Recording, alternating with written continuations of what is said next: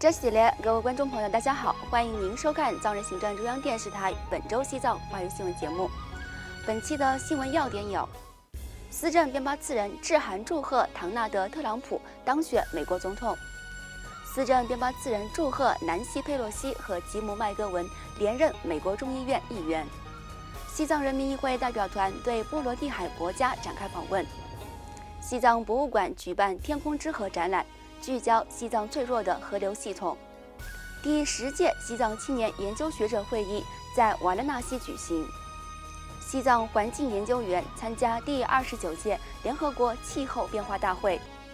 2024年亚洲佛教峰会聚焦通过佛教加强亚洲团结。驻澳洲华人联络官出席题为“民主化台湾对中国民主运动的影响”研讨会。下面请看详细内容。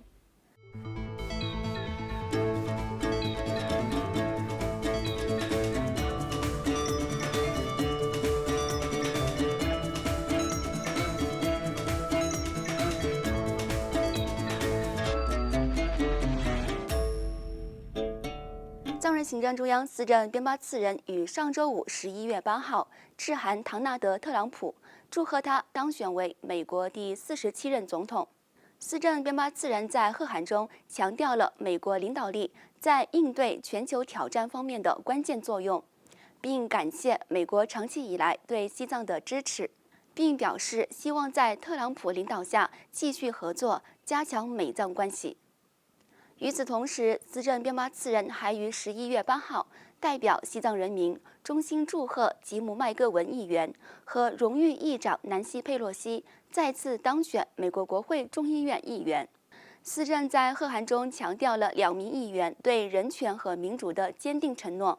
并特别感谢他们长期以来为西藏发声。司政在致给吉姆·麦戈文议员的贺函中赞扬了他为追究中国侵犯人权的责任所做出的不懈努力，以及他对西藏的宗教自由和文化保护方面的支持。司政进一步赞扬荣誉议长南希·佩洛西长期以来与达赖喇嘛尊者和西藏人民保持的深厚关系，并感谢他在国会为西藏人民的权益所做出的坚定领导。司政进一步强调了2位议员对西藏自由事业的宝贵支持，并期待继续共同努力，推进西藏和全世界受压迫人民的人权、尊严和自由。另外，在圆满结束对美加拉亚邦西隆藏人社区的访问后，司政边巴次人于上周四11月7号对西孟加拉邦西里古里和嘎伦堡的藏人社区展开了访问。在访问西里古里藏人定居点时，司政向当地藏人民众介绍了当前境内藏人面临的困境，重申了藏人行政中央通过中间道路政策以和谈的方式解决藏中冲突的承诺，并强调了全球局势变化、美国立法支持西藏的重要性，以及中国加强对西藏文化的压制等议题。司政敦促藏人学习西藏的历史和文化，并推荐了相关书籍。在嘎伦堡藏人定居点，司政视察了当地的机构和基础设施，并与学生讨论了西藏的地缘政治意义和环境问题。他还强调了达赖喇嘛尊者在发展中间道路、促进藏中对话，以及在印度的支持下建立流亡藏人社区方面发挥的关键作用。司政最后强调了与其他受压迫群体进行合作的重要性，并鼓励藏人积极了解全球局势，加强推介西藏自由事业。11月8号至11号，司政边巴次人访问了当地的寺院、学校和地方机构，随后与西藏人民议会议长、西金邦首席部长普雷姆辛格塔莽等印藏政要出席了图朗姆地区的藏传佛教尼玛派寺院、乌金明卓林寺莲师净土同色吉祥山落成典礼，以及在该寺举行的莲师出使金刚舞法会等一系列活动。在圆满结束对印度东北部藏人社区的访问后，藏人行政中央司政边巴次人于本周二11月12号抵达葡萄牙首都里斯本，受到驻布鲁塞尔代表仁增曲真根康、该国支持西藏团体的代表费尔南德斯的热烈欢迎。司政在抵达葡萄牙后，先后接受了鲁萨新闻网等多家知名媒体的采访，并拜会了透明国际区域分会副主席保罗·莫赖斯教授，并与葡萄牙国会议员讨论了西藏的地缘政治意义和达赖喇嘛尊者的转世问题，呼吁葡萄牙议员们在西藏问题上采取类似于美国的立场。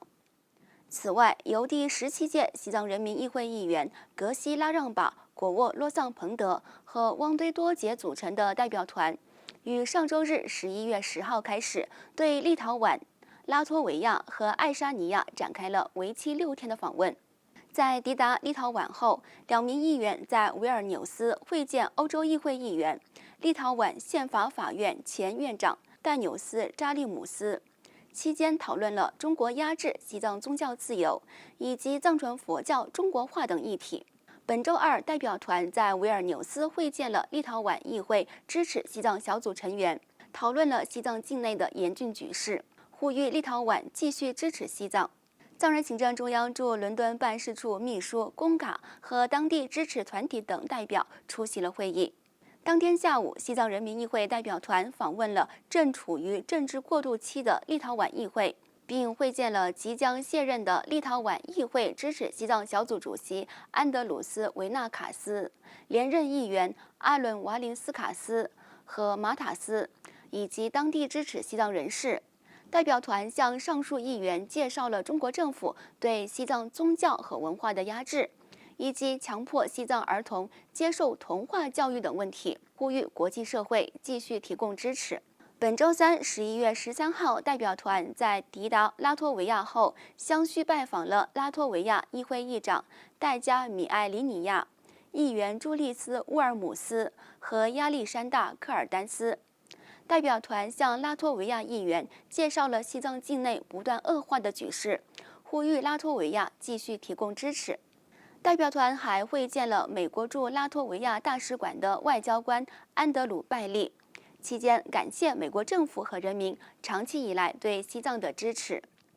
与此同时，藏人行政中央外交与新闻部下属的西藏博物馆于上周五11月8号特别展出“天空之河，冰川到山谷”为题的临时展览。第17届西藏人民议会副议长周马次仁为展览活动进行了揭幕。本次展览突出介绍了亚洲生命之源的重要性及其面临的紧迫挑战，重点展示了西藏的河流在气候变化、环境恶化和水资源管理不善等多重影响下日益脆弱的现状，旨在第29次联合国气候变化大会召开前引起国际社会的关注。主办方特别邀请西藏环境倡导者白马汪杰介绍中国政府过度开采自然资源对西藏生态环境的影响。他分享了在西藏目睹中国国有和私营企业大规模采伐西藏各地木材的经历，并回忆了他如何得到达赖喇嘛尊者和德国绿党的支持，在西藏境内开展植树造林的运动等议题。另外，由西藏政策研究中心主办的第10届西藏青年研究学者会议，于上周六11月9号在印度北方邦的瓦拉纳西中央高等藏学研究学院举行。在为期3天的会议上，30多名与会的青年研究学者发表了有关西藏的宗教、历史、社会、环境和流亡藏人社区的论文。西藏政策研究中心主任达瓦才仁在会议上致辞时，呼吁流亡藏人积极参与更多与西藏相关的国际会议，反驳中国对西藏历史的歪曲叙述。瓦拉纳西中央高等藏学研究学院的代表洛桑丹增拉托教授称赞此次会议探索了西藏的过去、现在和未来的各个方面。此外，在全球极端天气事件加剧的背景下，联合国气候变化框架公约缔约方第29次会议于本周一11月11号在阿塞拜疆首都巴库拉开帷幕。2名西藏代表与全球198个国家和环保团体的代表与会。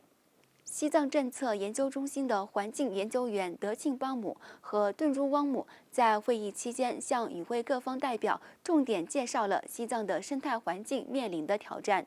突出介绍了中国政府在西藏东部德格县修建大型水坝项目对金沙江周边生态环境的潜在影响。在会议开幕式当天，2名西藏代表发起了一场宣传活动，向与会各国政府代表和环保组织分发了题为“拒绝在西藏德格建设大型水坝项目”的小册子，重点强调了中国过度建设水电项目对西藏的生态和文化带来的冲击，以及西藏在区域水安全和气候适应力方面的重要性。另外，国际佛教联合会于上周二11月5号在印度首都新德里举办了题为“佛教在加强亚洲团结中的作用”首届亚洲佛教峰会。印度总统德罗帕迪·穆尔穆主持了峰会开幕式。